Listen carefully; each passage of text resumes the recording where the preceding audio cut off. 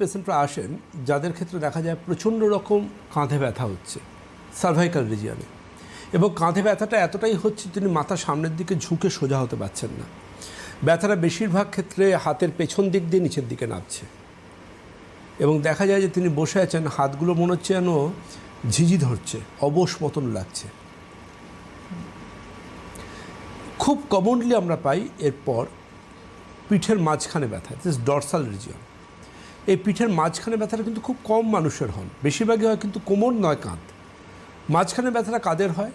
যারা ধরুন সামনের দিকে কুঁজো হয়ে বাইক চালান, ঝুঁকে কুঁজো হয়ে বাইক চালান, কিংবা অনেক সময় দেখবেন লক্ষ্য করে অনেকে আছেন অ্যাড্রিনালিনের প্রভাবে জিমে গিয়ে দুমদাম ওজন তোলেন, ইউনিসেক্স জিম, অ্যাড্রিনালিনের প্রভাবে মনে হলো একটু ওজনটা তুলে ফেলি, গিয়ে তুলে ফেললো, তো তাদের একটা আসে ডরসালে পেন।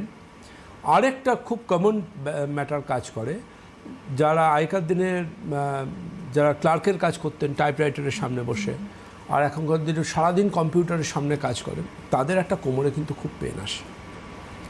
সমস্যা তখন হয় যখন কোমরের ব্যথাটা পায়ের পেছন দিক দিয়ে নামতে পারে বা পাশ থেকে নিচের দিকে নামে।